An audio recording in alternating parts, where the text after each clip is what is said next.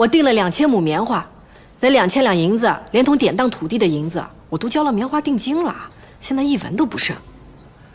赵大人，我这有详单，你看了就知道，我所言不虚。啊，在这儿呢。你把那50亩地也拿去当了？娘，消消气。你是存心不让我活呀？没有银子，没有地，我要怎么办呀？周莹，你可知道偷盗2000两白银乃是重罪，怎么也要关上1年半载。我知道，但如果你现在把我收监了，反而是害了我娘。娘，要不然这样，我在此立字为据，3个月之后，我连本带利还你2400两银子，那50亩地也完璧归赵。若3个月还不出来呢？我自己到衙门投监，要打要罚，绝不皱眉。你要是骗了我呢？这样，我请赵大人为我作证，我一定信守诺言。赵大人，可否？放肆！你拿我赵白石当什么人？为你作保担责？当初若非赵大人教导，我怎会突然醒悟，一把火烧了那罂粟？所以你当保人理所应当。周莹，你行为不检，目无尊长，视法纪为无物。今日我若不再重罚于你，整个泾阳的风气将被你败坏。来人，来，将民妇周莹拖下去，打3大板。别打！赵大人，我撤诉了还不行吗？你想告就告，想撤就撤，你拿我这县衙大堂当什么地方？赵大人，你看我娘都说不告我了，你就饶过这一次吧。啊，赵大人，哎呦！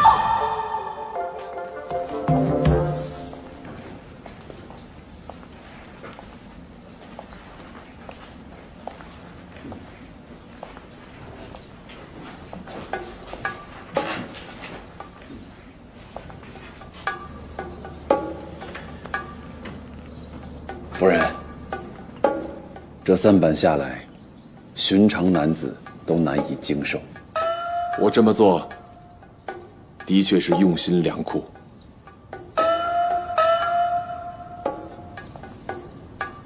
你火烧罂粟，赵某佩服不已。虽说你心有良知，但如果不及时匡正，很容易走上邪路。所以，我打你这3板，就是希望你能痛并思痛，从此收敛心性，走上正路。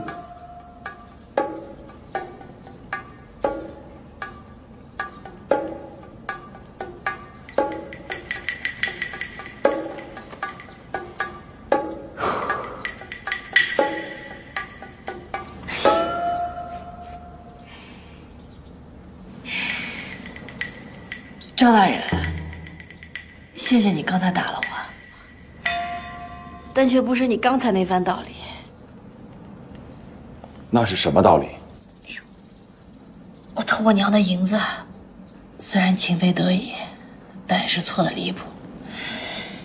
你打了我，我屁股虽疼，但我心里却松快不少。我娘本来恨我入骨，但你将我打得如此之惨，她的恨也变成了心痛，也让我心里十分受用。我也可以大显身手了。嘿，3板子换吴家东院一个东山再起，我觉得还是挺值的。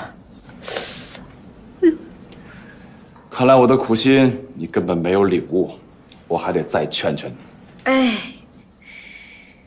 你不就想说那个非什么那个误什么吗？别劝了，我这辈子也改不了了。哎呦，太疼！啊！哎呦，娘，我缓过来点，我们回去吧。不打紧吧？哎呦，要不要去看看梁大夫？不用，我自己有偏方。专治跌打损伤。要不要喊点轿子来？哎呦，我这样子哪里还能坐轿子呀，娘！哎呦，春心，来，扶我起来。哎呦，不行不行，等一下，你烦我。赵大人，把你这凳子借我使使。春心，把我抬上去啊！腿，把我腿扶上。哎呦，轻点，轻点。啊！王世军叫不起来。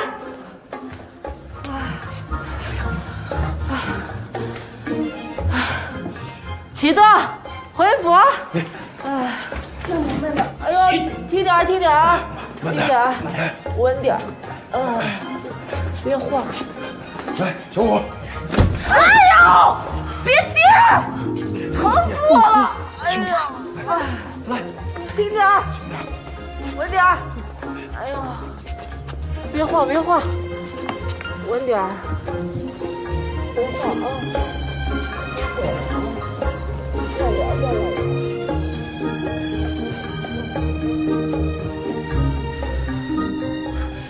疼吗？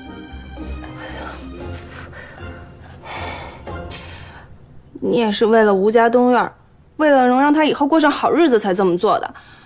他居然还去县衙告你，还让你挨板子。没事儿，这三板子既打不死我，也打不残我。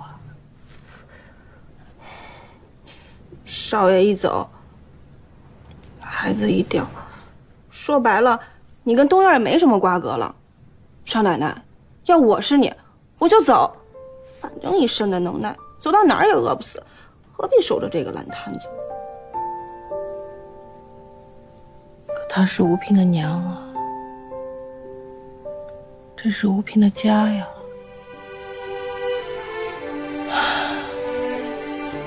我走了，她怎么办？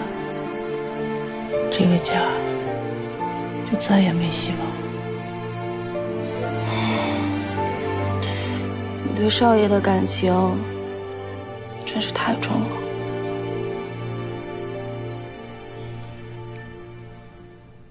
少奶奶，今年风调雨顺，棉花的产量特别好。你看，像这种品相的，至少1斤可以卖到100文。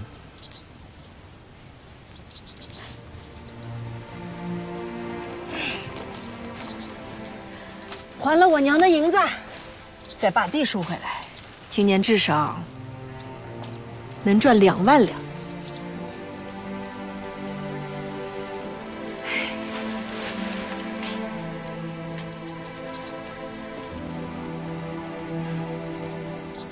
夫人，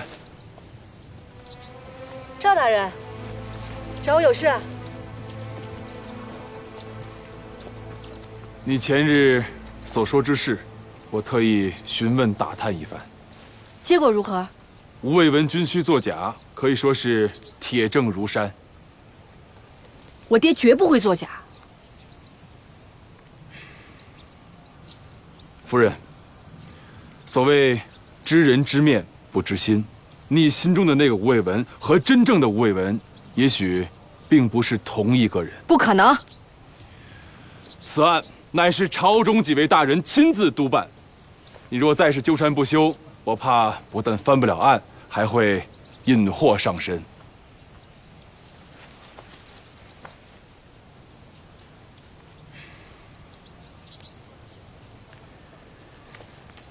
夫人，我还有一句相劝：吴家东院虽然遭遇大祸，不复从前，但你的身份仍然是大户人家的少奶奶，也应当遵守原来的做派。赵大人，你是不是又想说，我应该大门不出二门不迈啊？理当如此。可现在吴家东院就剩一个寡母一个我再不出来干活，那我们吃什么喝什么呀？哎，我知道，你要说饿死师小，失节师大，可我现在还不想死，我还有很多事想做呢。失陪了。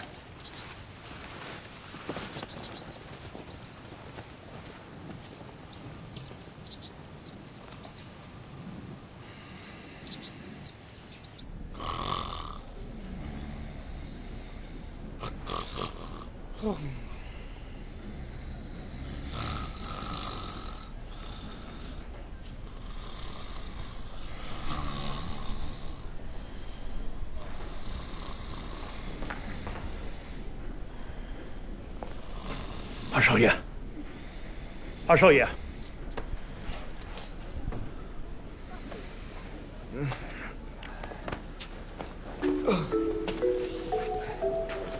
哎，怎么了？情况不对啊！往年这个时候呀，来卖棉花的棉农早就排起了长队。今年眼看8月15了，外边一个人影都没有。会不会今年的棉花成熟的晚啊？没有啊。那你快去打听一下，到底怎么回事。再过几日，武汉的童老板就要来了，别到时候没棉花卖。哎，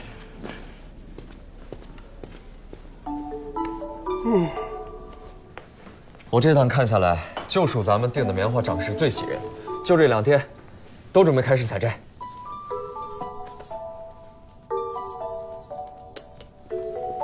少奶，沈家二少爷来了，说要见你。他的确该来了，请他进来吧。我去迎一下。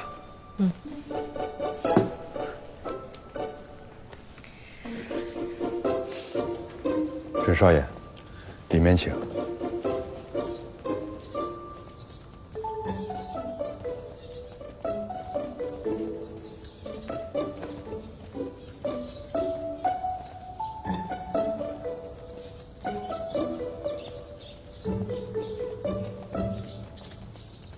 少奶奶，沈少爷到了。沈少爷，请坐。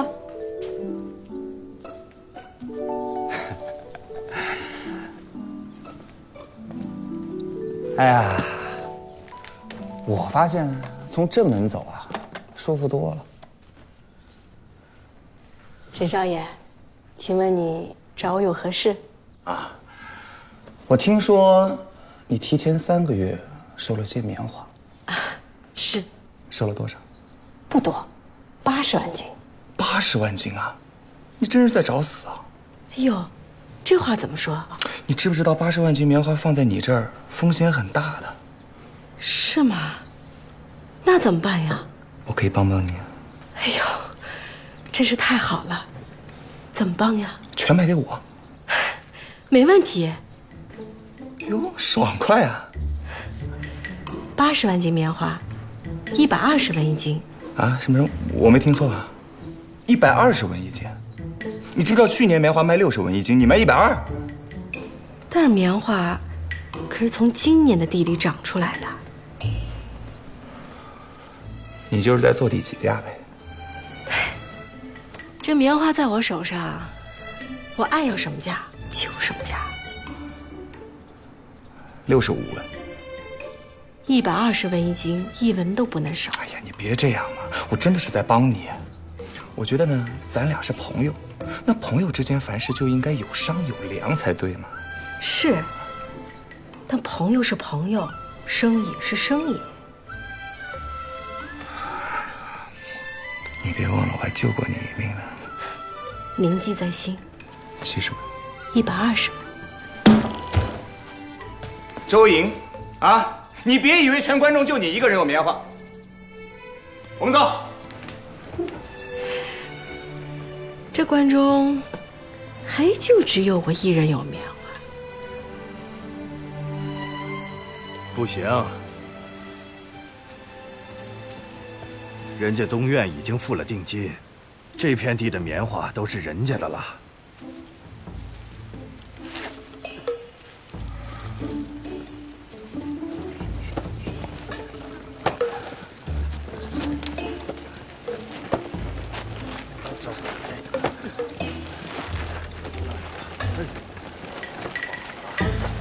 哎，考虑的怎么样？二少爷，这多赚钱是个好事儿，可今年我跟东院签了契约，今年所有的棉花都得卖给人家。要是卖给其他人，卖多少斤就得每斤100文倒贴给人家。李长，哎，李长，帮我好好想一想啊，这附近还有哪一家是没把棉花报给吴家东院的？这品相稍微好一点的，都定了，一家都不剩了。不剩。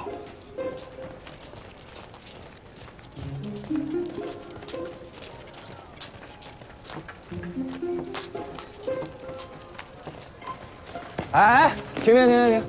停！落轿。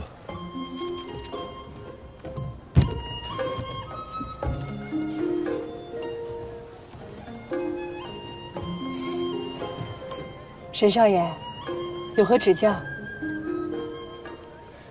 这样吧，70文，一斤让你赚5文120文。 75。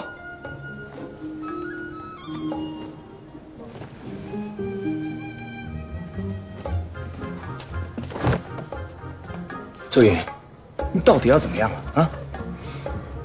我要赚钱。我一斤让你赚10文了，你还嫌不够啊？不够。那你要多少？这样吧，看在咱们俩相识一场的份上，我给你115。你这个价格我没法做了。没法做，那就回家爬墙上树、摔盆打碗、唱歌划拳吧。起轿。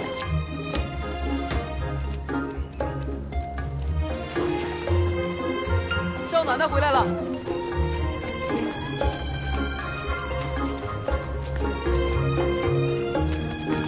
停。落轿。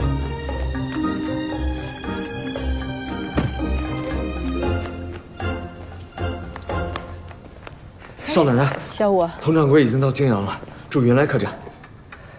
云来客栈，就那小客栈。对，佟掌柜做事一向不张扬。那我们现在就去登门拜访。少奶奶，你就这样去吗？有问题吗？佟敬夫可是一个大商人，每年从他手上经的皮棉都在100万斤以上。他对对手很挑剔，以前都是老爷亲自接待。你要这样去的话，我怕他不会取信于你。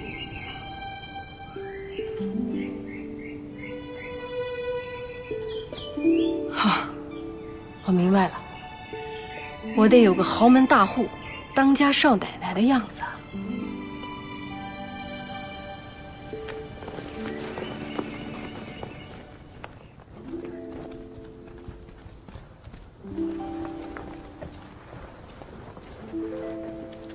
怎么了？有问题吗？没问题，我觉得挺好。终于有少奶奶的样子了。别再夸我了，快教我几句，跟人谈大生意时该说那些场面话。大生意，我不会。哎，我谈过最大的一笔生意，600两银子，算不算大？那怎么办呀？我已经都替你准备好了。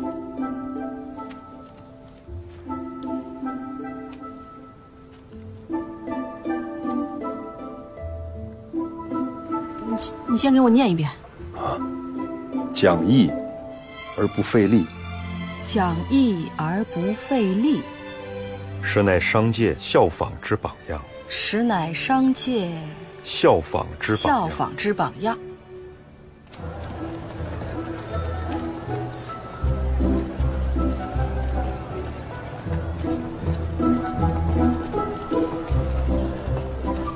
落轿。少奶奶，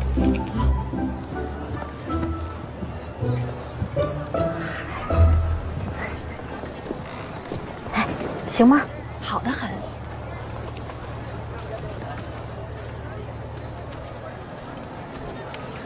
客官里边请。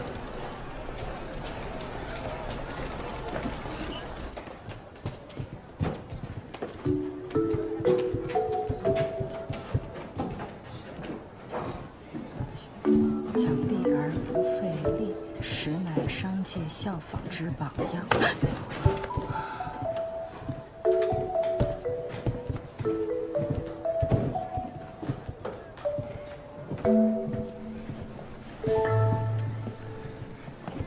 佟老板，这位就是我们家少奶奶。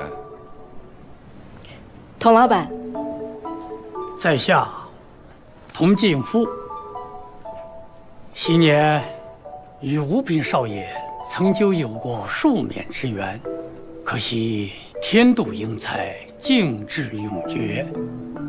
今日得见夫人，顿感欣慰。吴聘生前对佟老板也是赞誉有加，称先生业商而无市井之气，讲义而不费力，实乃商界之效法之榜样。今日得缘一见，也是我的荣幸。哪里，夫人过奖了。在下志不足以全变，勇不足以决断，人不能以取喻，将不能有所守，不过侥幸度日而已。先生上意。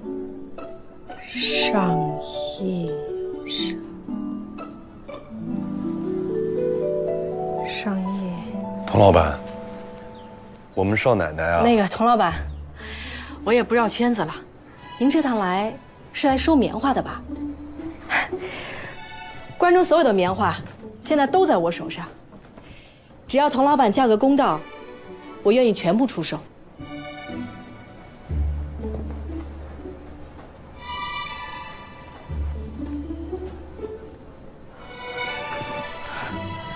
佟老板，您请坐。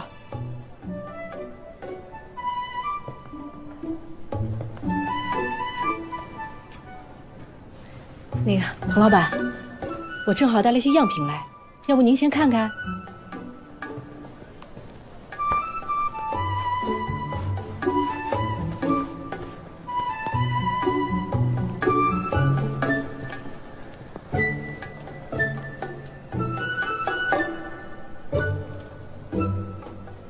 请问夫人有多少这样的棉花？至少80万斤。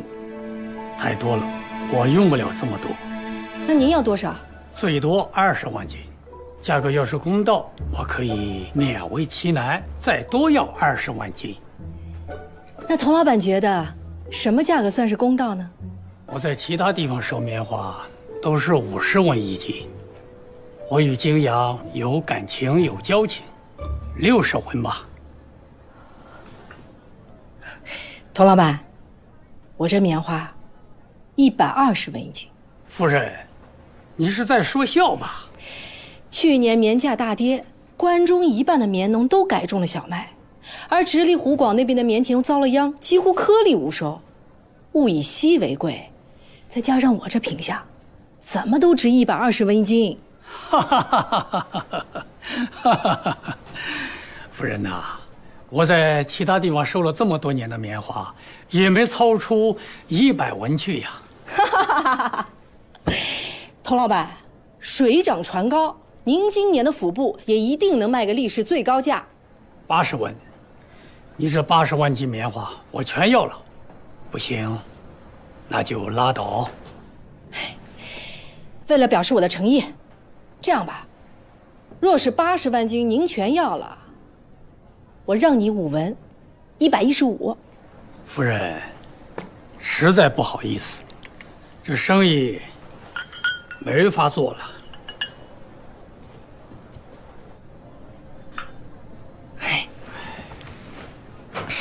没关系，我相信过2天直隶湖广那边的棉商都要来泾阳，到时候我这棉花150文一斤也不是不可能。哦，对了，佟老板，您订的回武汉的货船好像还是80万斤的仓位，初8就必须启程，看样子这趟您得空手而归了。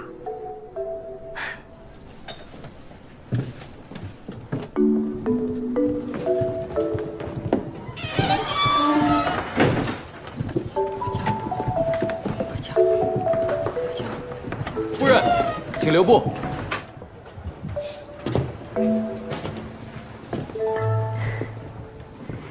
童老板，夫人，再让一点吧。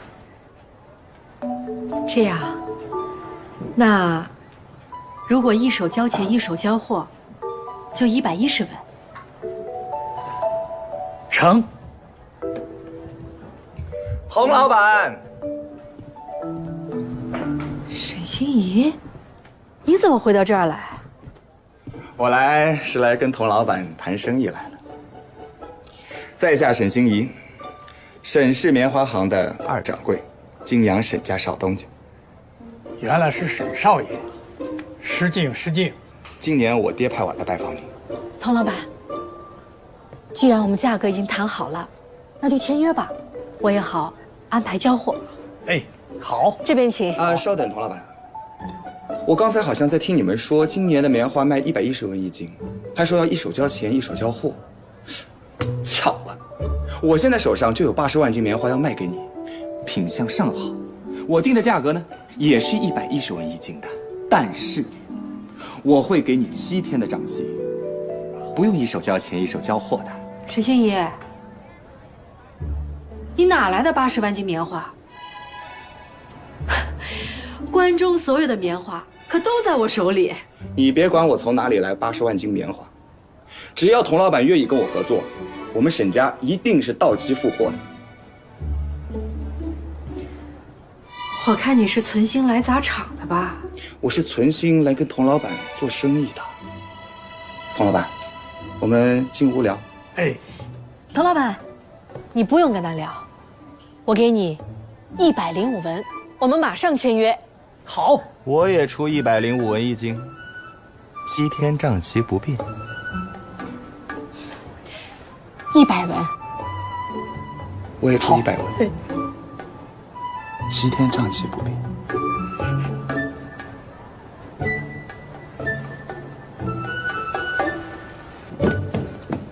哎！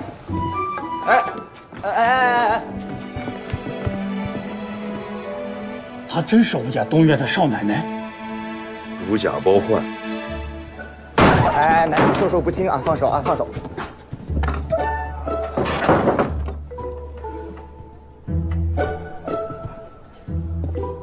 沈少爷，你想要干嘛？你不让我做成生意，我就不让你做成生意。你觉得你这招管用吗？目前看来挺管用的。大不了我这生意不做了，我让给你，我看你到时候拿什么交货。大不了我高价去汉中收货，我亏就亏点儿，但是我能看到你血本无归，我很开心啊。沈心怡，你真是损人不利己。我就这德行。哎呀，你要想撵我走呢，倒是有一招啊，把你所有的棉花80文一斤卖给我，我再100文转给童老板。做梦去吧你！哦，既然你要这么说的话，你出多少钱我就出多少钱，我还比你多一个账期。我相信人家童老板怎么都是选我不选你啊。哼，你能给账期，难道我就不能？你还真不能。我都已经打听完了，你跟人家棉农呢，只是付了一些定金而已。人家一旦交货，3天之内你必须要付清全款，否则你要双倍赔偿。你地都当了，哪来的银子呀？所以你要跟童老板一手交钱一手交货吗？哎，你就不要那么固执了啊！趁现在棉花出价还不算低，把所有棉花卖给我，否则我跟你血拼到底啊！哎呀，你想想看嘛，65文一斤进的棉花，80文一斤卖给我，从我这你就挣15文了，加在一起轻轻松松1万多两银子到手了。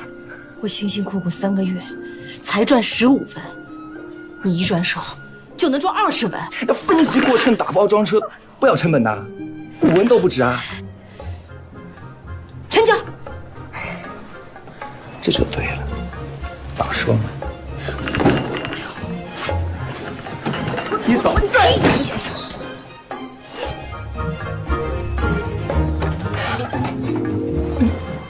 你又气我你！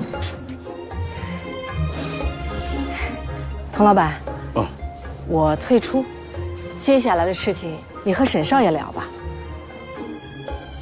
这是怎么回事啊？啊，没事，童老板，我们继续聊我们的生意。还没完呢。是还没完呢，我们还有个赌局呢。童老板，沈心怡，哎，爹，老爷，来，快来，花钱。你是不是从账房里支了6万多两银子？是。你要那么多银子干什么？这不是在收棉花吗？收棉花，最多也就是1把两银子，你这却是6万多两银子。啊，爹，你别激动啊，你坐下慢慢说。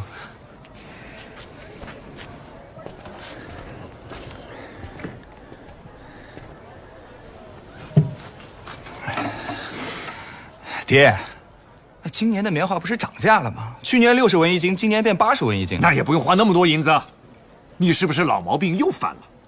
啊，又擅自做主了？我这次一次性收了80万斤棉花。你疯了你！棉花那么贵，你还收那么多？哎，我还没说完呢，爹，你消消气啊。我跟童庆夫呢已经商量过了，80万斤棉花他全要。他全要啊！而且我还卖他100文一斤。100文一斤，他居然都同意了？他必须同意啊！为什么？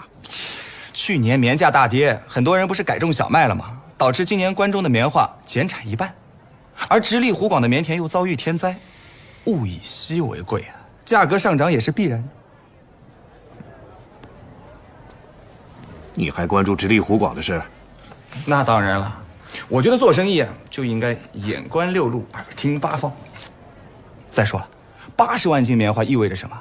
那就等于关中所有的棉花基本上都在我们手上，那价格当然就由我们说了算了。童庆夫要不然就别做这个生意，他如果想做棉花生意，就必须要听我们的。爹，通过这次我明白一个道理，与其一文一文的跟人家讨价还价，不如先站住局面。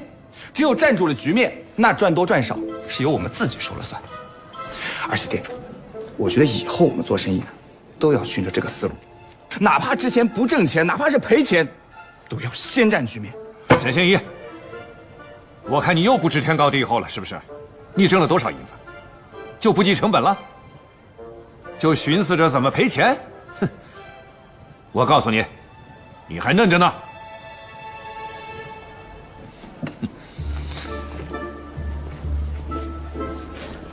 爹，您慢走啊。老爷慢走。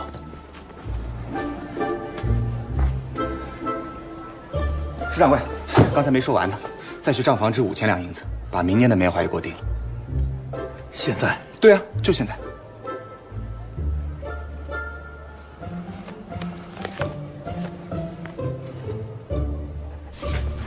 去掉所有成本，盈利8000两。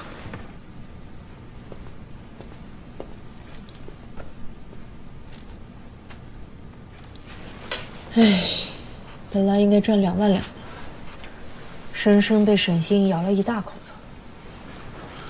我们实力不够，能赚这么多已经不错了。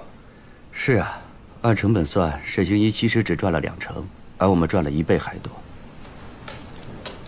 哼，这仇我一定得报回来。其实沈星移并不是赚的最多的。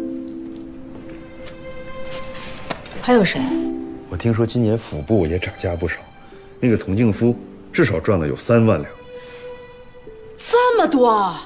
你自己算呀，1斤棉花5尺布，这中间多大利润？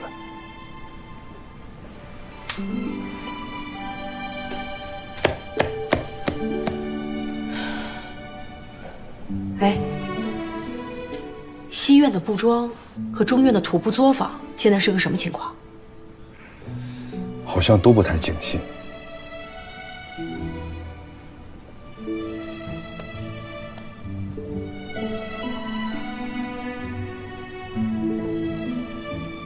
小五啊，哎，你赶紧去把明年的棉花定下来。行，我明天就出发。如果我没估计错的话，沈心怡的人应该已经动手了，所以你现在就得出发。好，我现在就去。哎，不要和他们硬抢。只要能定下去年一半的棉花就行。明白。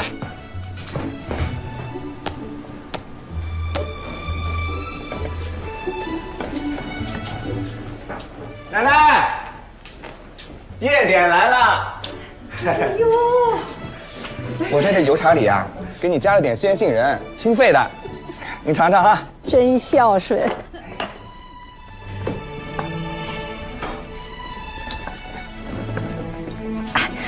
你坐下，陪奶奶说会儿话。去，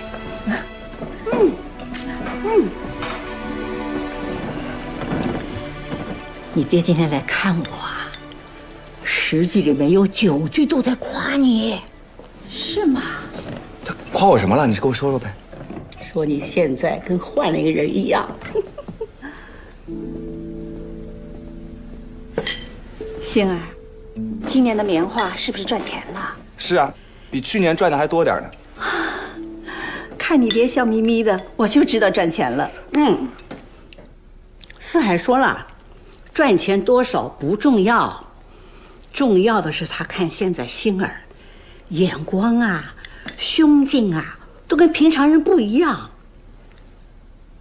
说他不能赚小钱吧，他能赚大钱；说他不能冲锋陷阵吧，他可是个帅才。你爹说你是个帅才，星儿。老爷能说出这样的话，那可真是不容易。哎呀，那我早就说过，只要星儿开了窍，那比谁都强。哎，我挣的这些银子啊，其实还不算什么。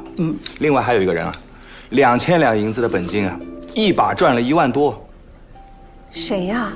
你们不认识。人家能有这种能耐，星儿，那以后啊，好好的跟着人家学着点啊。我不仅要跟他学，我还要跟他斗。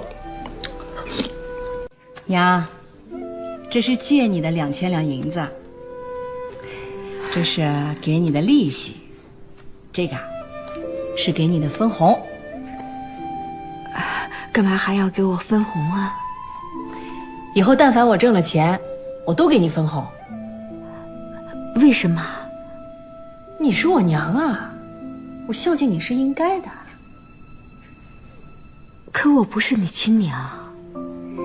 你是吴聘的亲娘，那就是我的亲娘。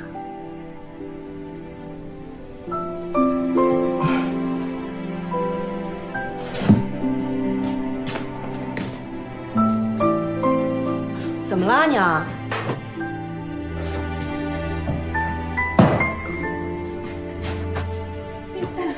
这么重，你真是我来拿。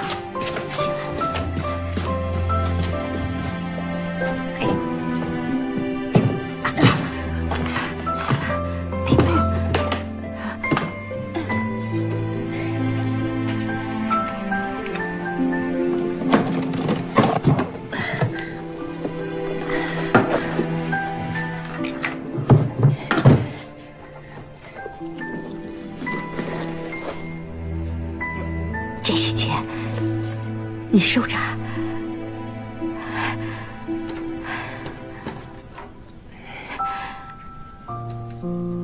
这些东西呢，还值点钱，是当还是卖，你看着吧。以后你想做什么生意就去做，我就把家给你看好。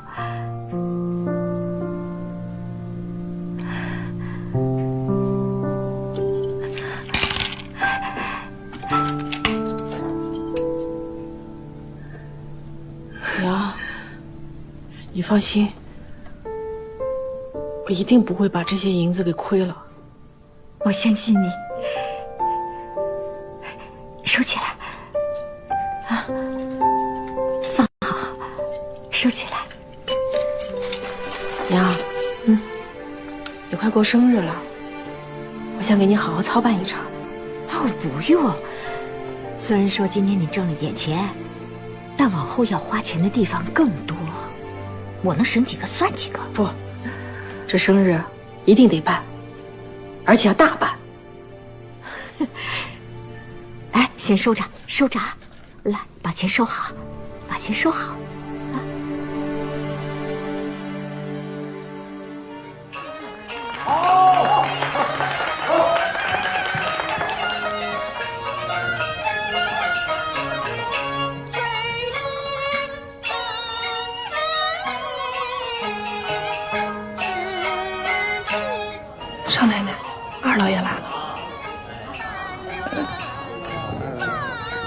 娘，二叔来了。大嫂啊，我们全家来给你祝寿了。二叔、二婶儿，哎，周莹，大嫂，今天啊是你的大寿，我这备了点薄礼，敬请笑纳。谢谢，谢谢。大奶奶，二叔，哎大哥怎么没来？啊，马上要考举了，他是一刻也不敢耽误啊。大哥这次啊，一定能够高中。但愿吧。一妹妹，嫂子啊，你真是越来越漂亮了。你身体可好了？看，都没事了。二婶儿，哟，这是玉胜吧？是啊，都长这么高了。是啊，比给吴平抵笑盆那会儿，长得高了一大截呢。怎么说话呢？这长得跟吴平也是越来越像了哈。大嫂，大嫂！哎呀，大嫂！吴家老四魏全率全家前来贺寿，祝大嫂福如东海，寿比南山。上来，上来，上来！你几个孩子过来，快给大奶奶拜寿。看看怎么样？哎，兴起了一串。哎呀呀，好，漂亮。祝大奶奶福如东海，寿比南山。乖乖，起来，起来。真会说话。起来，起来。哎呦，这，你看看，哎，大奶奶赏的，拿去买糖吃。哎呀，快谢谢大奶奶。来，给。这是玉成吧？是。奶奶给你，真懂事儿。乖，100两银。嫂子，给玉成收着。谢谢他二婶。乖啊。嫂子，让我抱抱行吗？乖啊。大嫂啊，你看，你给这么多，会把孩子们惯坏的。大嫂，这使不得，使不得呀！这都是周莹给准备的，你们就收下呀。快，谢谢二婶，快谢谢二婶。谢谢二婶。也没什么，就是今年挣了点钱，大伙儿一起高兴高兴。我要去看戏，去吧。玩2次3次。去吧。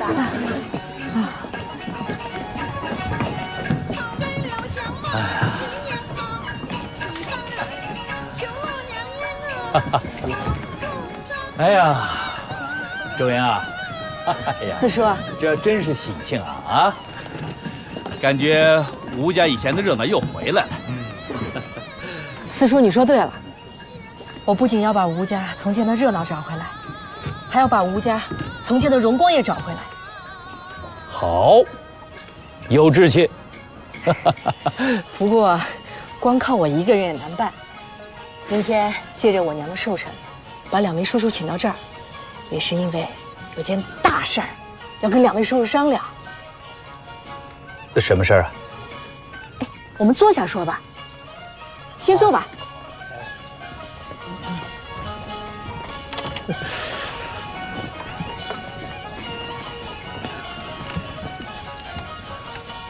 是这样的，我今年做棉花生意，虽说是挣了点钱，但是和武汉的布老板比起来，那是小巫见大巫。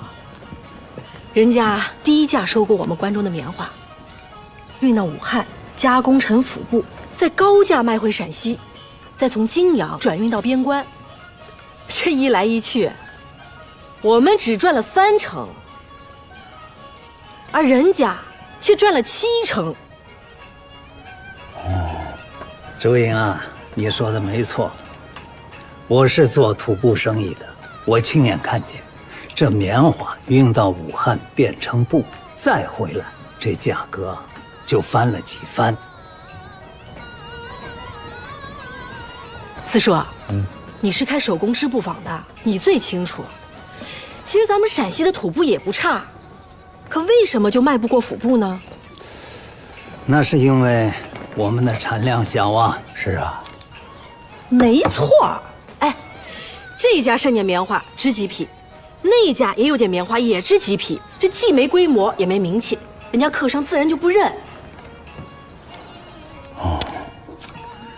周英啊，你是不是有什么想法？果然瞒不过二叔，先喝一个。嗯，是这样的，确实是有个想法。你看啊，我手上有棉花，四叔，你有手工织布坊，二叔你有布庄。其实我们三家可以合股，成立一个无事布业。哎，我的棉花直接送到四叔的手工织布坊，织成布之后，再送到二叔的布庄去卖。我算过一个账，如果我们三家合为一体，自产自销，我们一年能产6万匹布，不仅收入比现在提高2倍不止，而且有了规模就有了名气。等我们再把陕西土布的名气做出来，还可以去挤占府布的市场，那利润就更可观了。两位叔叔，你们觉得我这提议怎么样？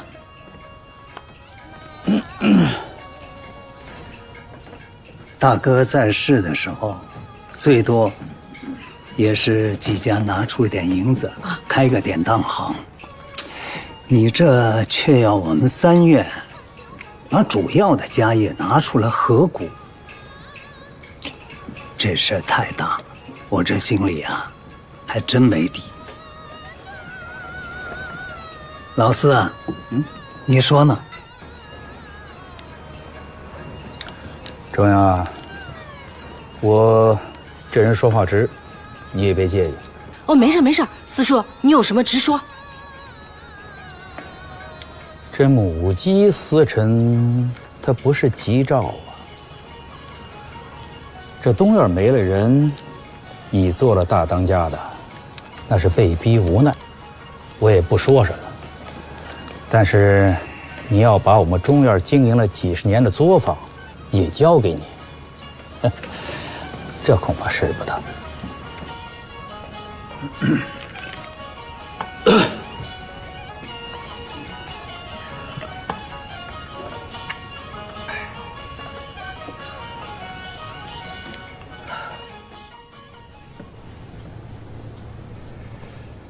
这些都是你爹落在刑部的一些物件，虽然都不值钱，但我想对你来说，却是个念想。我就托人把它要了回来。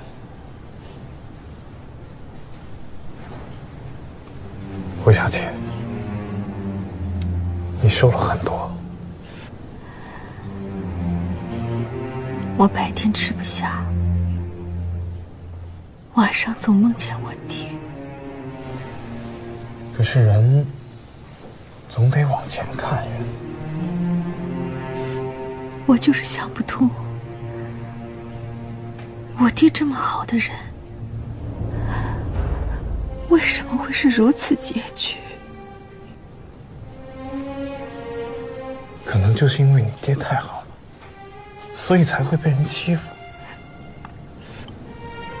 爹，你受了委屈，为什么不跟我说？为什么要走上绝路？为什么要丢下我一个人？胡小姐，你不要太伤心了。人死不能复生啊。可至少你还有我这个朋友。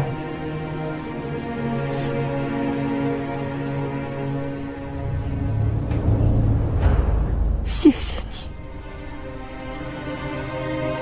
谢谢。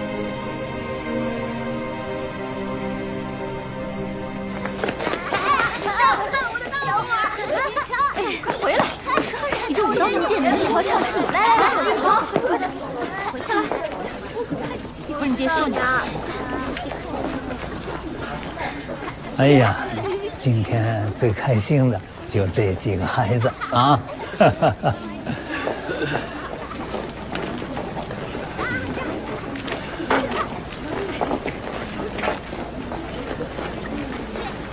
啊，我们到了。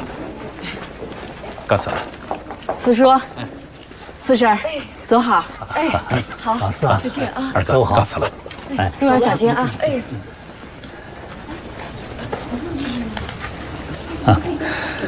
周英啊，今天的戏喜欢吗？喜欢。我觉得挺有意思。二叔，你做了这么多年的布庄生意，你觉得我今天的提议有道理吗？你说的这些，说实话，我还真没想过。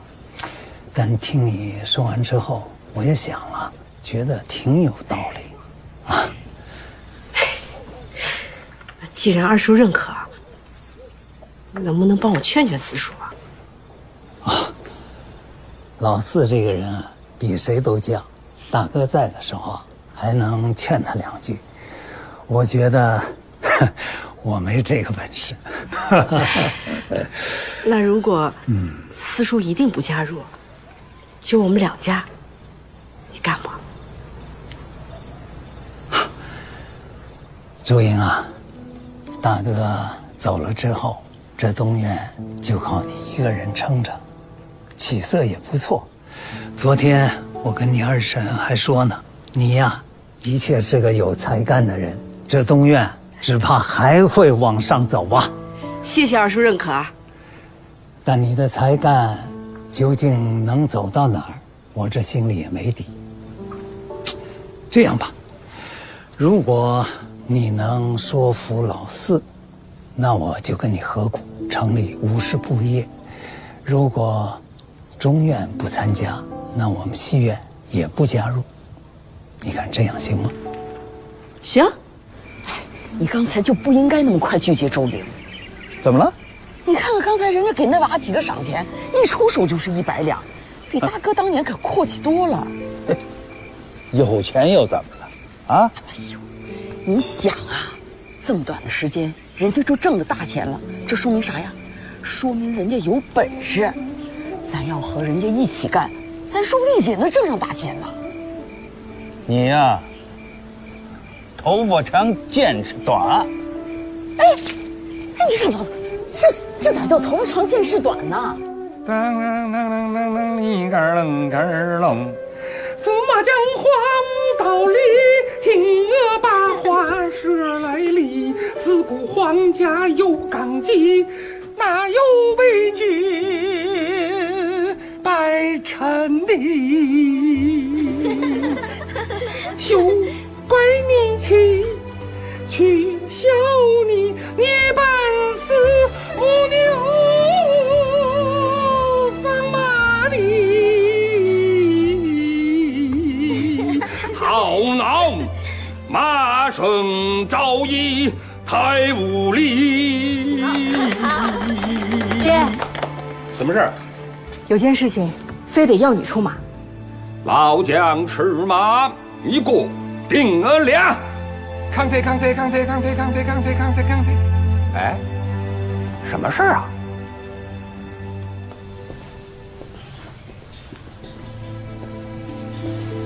你去找胡咏梅了？我给她送点东西。你为什么不带我？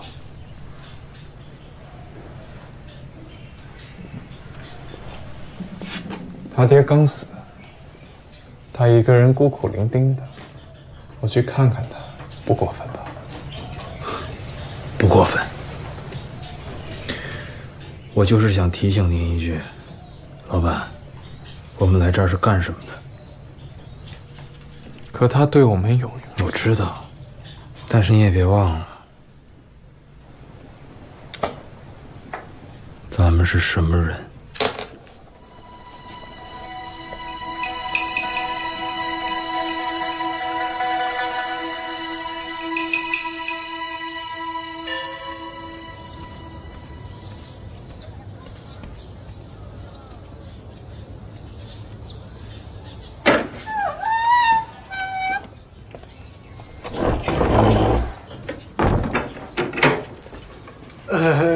无量寿府，请问北极宫怎么走啊？北极宫啊，从这儿往南3里哦，这边。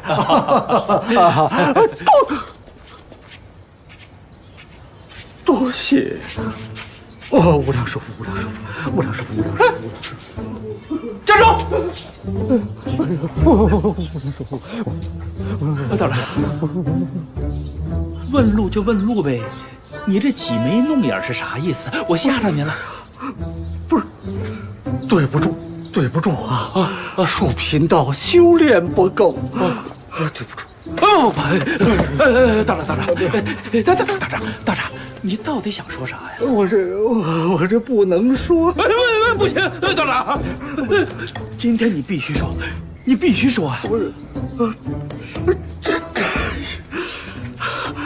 无量寿佛，那我就只能跟他说了。哎呀，先生，哎呀，贫道。只能说了，贫道劝你回家去，从今往后能不出门就不要出门了。为啥呀？天机可知不可泄，恕贫道不能再多说一句了。哎呀，无量寿佛，哎呦，无量寿佛，无量寿佛。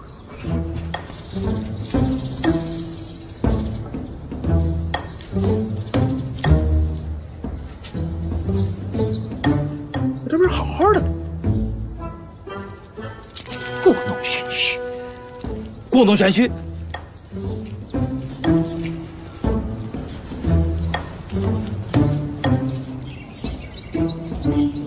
啊！哎呀！哎！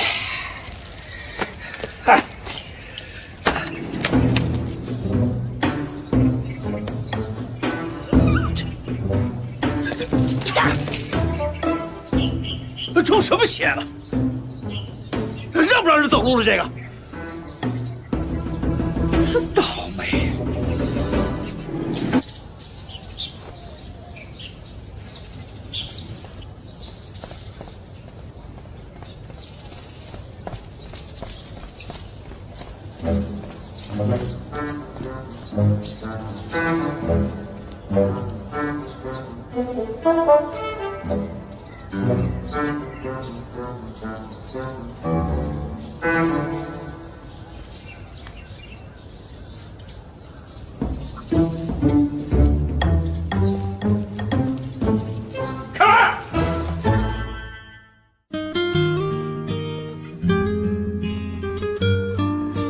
现在离第3寸的地方，拦上一根鱼线，他走过来一绊，哎，就是个狗吃屎。在他晕头转向的时候，把鱼线一抽，哎，他就不知道是怎么回事，一点痕迹都落不下来。他得起来呀，腿脚不利索，他得扶墙吧。哎，我在地上设一个机关，只要踩上去，那鸟窝就掉下来了。砸个正着，他一点都没怀疑，是有人在捉弄他。你爹干这种偷鸡摸狗的事儿啊，从来没失过手。那后来呢？后来他就直奔北极宫找你曾三叔去了。不过，按照你的吩咐，曾三叔没露面。爹，你告诉曾三叔，过了今晚他就可以露面了。哎。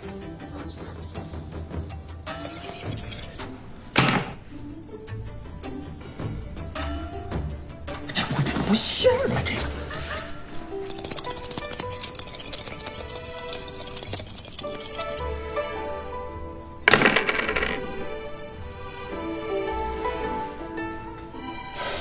咋样？邪了？咋了？我一连打了3卦，卦卦都是凶卦呀。这也不能全信吧？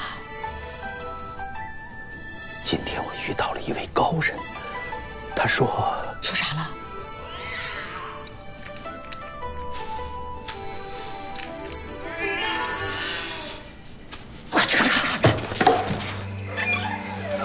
哪儿来叫声啊？这是。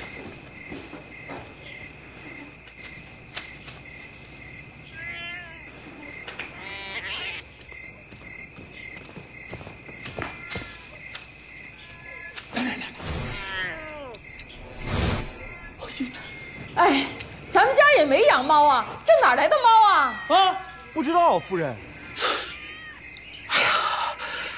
坏了坏了，咋了？猪来穷，狗来富，猫儿来了，带小布。哎呀，老爷，你可别吓我啊！带小布。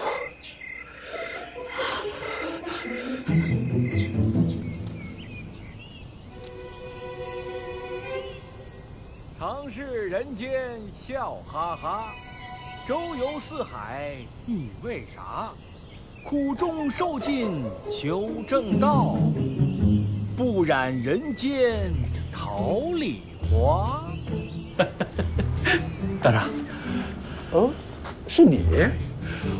我已经在这儿整整等了你2天了。哦，哎，你知道了？哎，你看，你看这个，哎呦，这都是上次跟你见完面以后发生的。我早就料到了。你说这邪不邪啊？昨天晚上我一连挂了3卦，这卦卦都是凶卦。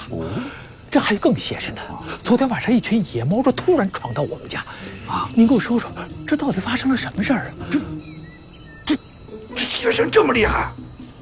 什么邪神？哎呀，我这……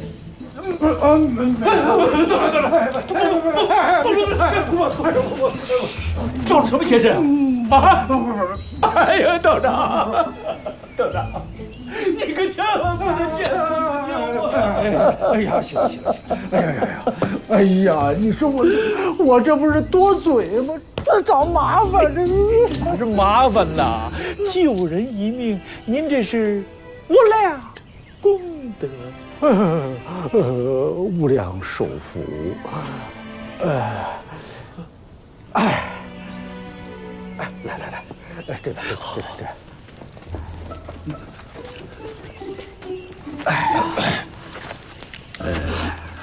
邪神缠身最是麻烦，可是要是能找到比这邪神更邪的东西，与之结交，不仅能镇住邪神，而且财运大开呀！那你说说，还有什么比这邪神更邪的东西呢？那当然是扫把星了。我上哪儿找这扫把星去？算了，我再跟你说说啊。青上有蓝，蓝下有青，青出于蓝，而胜于蓝。常是人间笑，青出于蓝。周莹啊，你现在是越来……哟，老爷啊，你去哪儿了？周莹来了，都等你半天了。四叔，我今儿来是想再跟你谈谈我们3院合股的事情。没什么可谈的，这个股我坚决不入啊。那你可就错过一个发财的机会了。聘臣敌辱，人以为义；一轮败俗，其祸犹助。哎，我听说，当初吴聘的爷爷分家时，东西南中4院是同时起的步，可现在，中院却落到了最后，没别的原因，就因为四叔迷信，所以错失了很多发财的机会。周莹，你这可是胡说八道啊！我们东院推倒重来，这日子都比你们中院松快，真是可怜四婶儿，跟了你过了一辈子，你看看她现在穿的，怎么了？她穿得怎么了？如果当初大哥听我的话，把你这个扫把星赶出东院，东院也不会被重新推倒。说啥呢？说啥呢？行，鬼邪神，不说了啊，跟你也说不清。春杏，我们走。外面风大，披上再出去。青上有蓝，蓝下有青。等等，我们中院同意入股。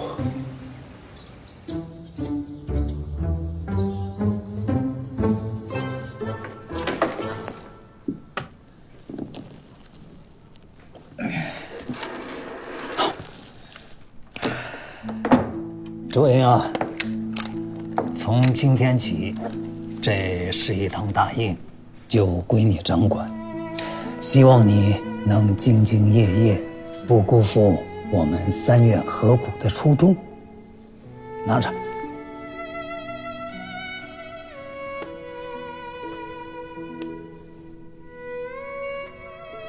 二叔、四叔，你们放心，我们吴家一定会蒸蒸日上，一天比一天更好。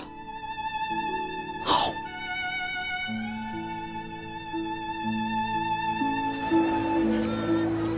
来，二位爷，请慢用。曾山叔，哎，周莹让我把这个给你。哎呦呦，侄女的事就是我的事，哪还能收钱呀？对，侄女孝敬你，你就拿着。再说了，你这就要去关外了，身上没银子哪行啊？那既然这么说，那我就收下了。收下。这回去关外好好玩，不玩个3年5载，别回来。这要在关外娶了媳妇儿，我就不回来了。来。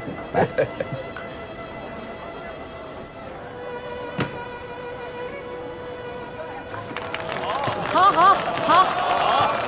太好了！来，哎呀，谢谢各位，谢谢各位，里边请，谢谢啊，里边请，谢谢，去看看吧。这吴家3院合股，看这样子需要死灰复燃呢。听说城头的就是那个寡妇，陈塘没死的那个，也是对金轩念念不忘的那个。你说人呐，怎么就不能好好活着呢？非得给自己找死？你想让他怎么死？倒是有人比我们更想他死。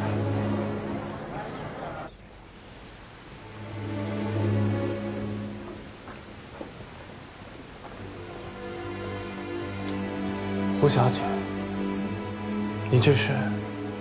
无事不也不是今天开业吗？我送你去。你这是何必呢？我爹尸骨未寒，那个女人却若无其事地做起了生意，还开了新店。这口气我咽不下。你不能去。为什么？你这么做完全没有意义。但是不这么做，我还能怎么做呀？其实你能做的还有很多。你要是真的恨他，你不应该给他送什么挽联，直接拿起这个，对着他胸口一刀，这才是真的给你爹报仇了。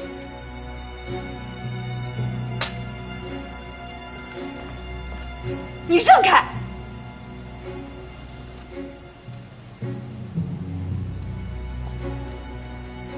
吴小姐，你够狠，但你也真的够笨。你不是让我杀了他吗？如果你真的这么杀了他，没错，你是给你爹报仇了。可是你把你自己也搭进去了，还是不划算。那你让我怎么做呀？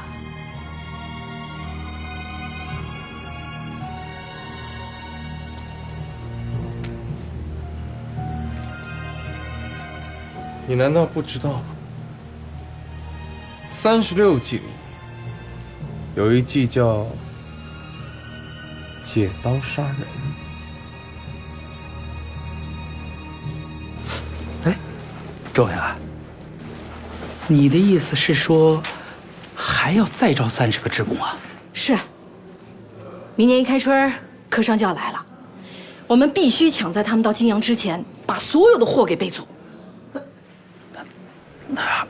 还需要2000多两银子呢呀。啊，账上倒还是有。周英啊，这笔钱如果花出去，咱们的现银可就紧张了。哎，紧是紧了点儿，但还能周转。要不这样，就目前手上的支户，能值多少，咱就卖多少。你看呢？这不又回到从前了？这样风险会小了许多。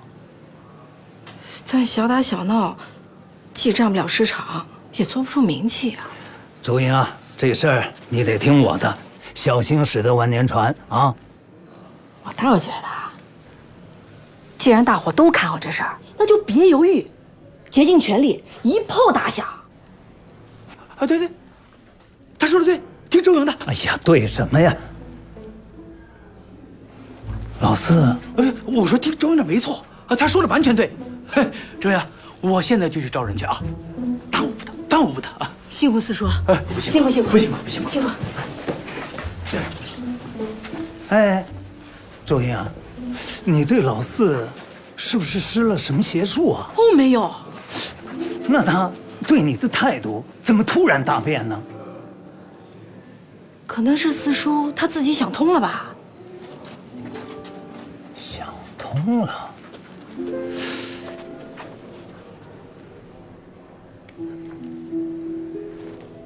同治18年，寿娃帮绑架了宁强县的陈百万，而陈家交齐了赎金，但陈百万依然被撕了票。还有光绪3年，寿娃帮绑架了3员周家的公子，但最后周公子还是没能活着回家。什么意思？人说树大招风，而那寡妇那样折腾，招来土匪，也在情理之中。但是那些土匪不会听我指挥啊。你不需要指挥他们，你只要给他们写一封信，告诉他们哪有肉票，他们自然会去。是的，胡小姐，我有一个朋友专门负责送信。那有多少银子？1两都不需要。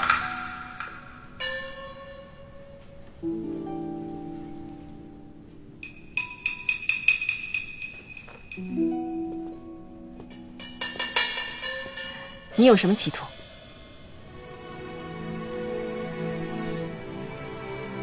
你终于问出这个问题了。杜老板，当初你救我爹，分文未取，现在又无偿帮我报仇，你我非亲非故，那解释只有一个：欲先取之，必先予之。你一定有更大的图谋。你猜对了，我的确有我的打算。那你有什么打算？尽管说出来，看我能不能接受。你一定能接受。我的打算就是报恩。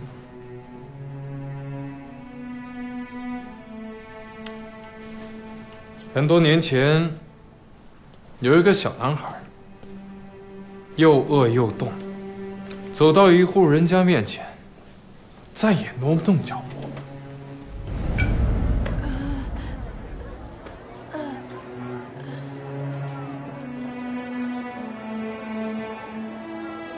哎，这不能躺，快滚！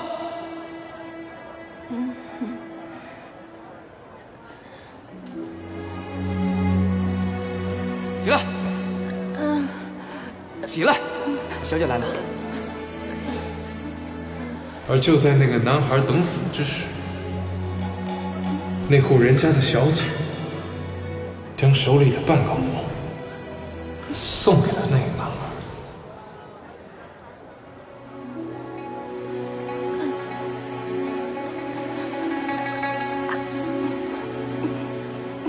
而我就是那个男儿，而你就是那位小姐。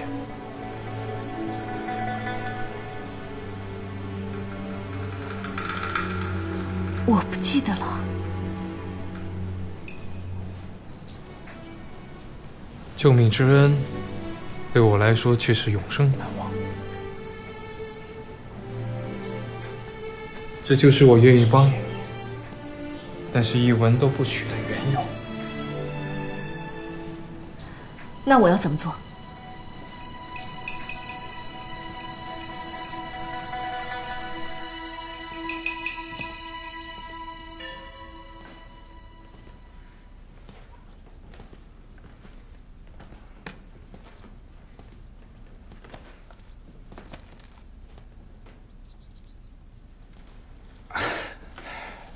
爹，我跟你商量个事儿哈，我想去土布庄。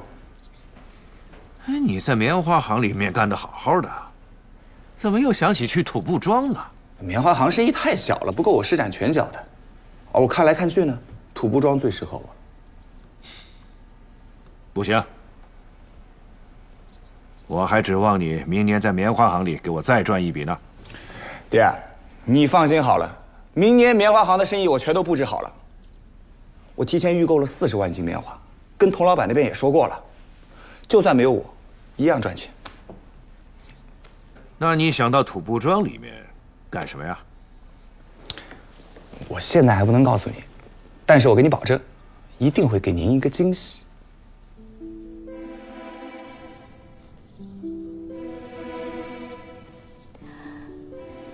婶儿，咏梅，你怎么突然想到来看我呢？其实，我早就想来看您了，婶儿。只是，以前我们两家人就像一家人一样，现在怎么会变成这样？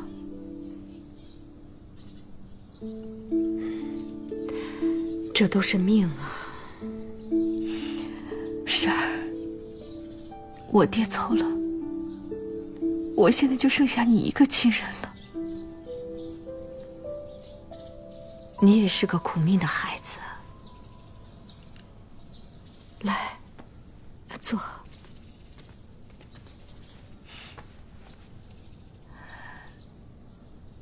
婶儿，你还好吗？我挺好的，周莹对我也挺孝顺的。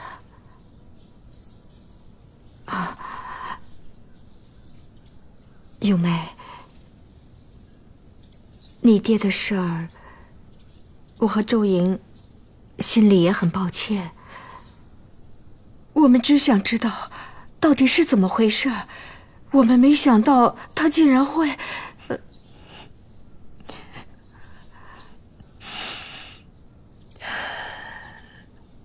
我不怪你们，我只怪命。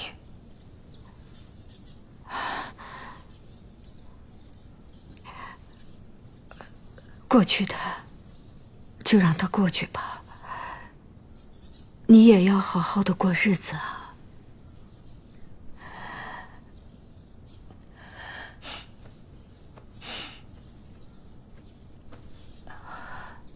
对了，怎么今天没看见他呀？你说周莹？啊，他这时候都在中院的土布作坊那边。天天都在那边？是啊，土布作坊说是要扩工，还要扩充，他忙着呢。